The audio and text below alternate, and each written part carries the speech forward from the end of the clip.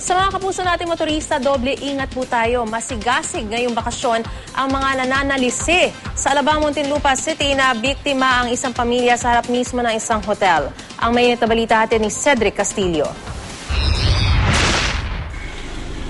Sabado de Gloria nang mag-check out sa hotel na ito sa Alabang, Muntinlupa City si Noy. Hindi niya tunay na pangalan, kasama ang kanyang asawa at mga anak.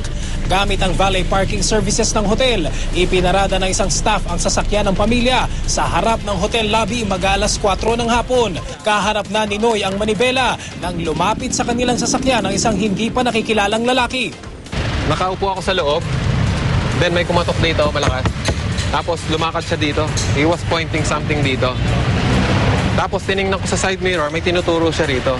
So pagbaba ko, nakita ko may nakakalat na coins, tapos may susi sa likod ng car. So kinuha ko, sabi ko baka sa bag ng wife ko or sa bag ko or ano man susi na yon. Pagpasok ko, wala na yung bag ng wife ko. Saan nakalagay yung bag?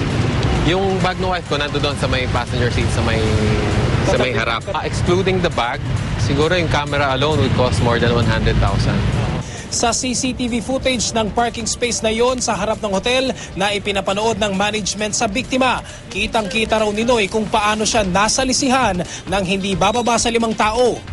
Yung nag-knock sa akin, before he did that, naglagay siya ng props niya dyan, ng mga coins. Yung kasama niyang girl, may hawak na umbrella, tinatakpan niya naman yung security guard. Tapos may 2 guy na pumasok dun sa harap, kinuha nga yung bag, tapos nagtakbuhan. Naplakahan naman ang isang kulay maroon na SUV na di umano'y nagsilbing getaway vehicle ng mga sospek. Tumangging magbigay ng pahayag sa GMA News ang pamunuan ng naturang hotel, pero giit ng biktima.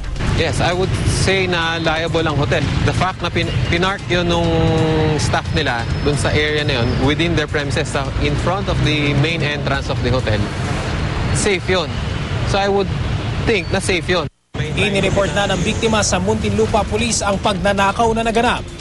Mabilis talaga dahil kumbaga, puro mga professional na yung mga yan . Alam na alam yung bawat galaw. Yung mga tao, yung mga biktima, siguraduhin nila na laging nakalak yung pinto. Kung ano man, i-assure nila kung ano yung sinuturo, ibaliwalaan nila yon. Ang mahalaga, laging nakalak yung pinto ng sasakyan, bintana, para hindi sila mabiktima. Cedric Castillo, GMA News.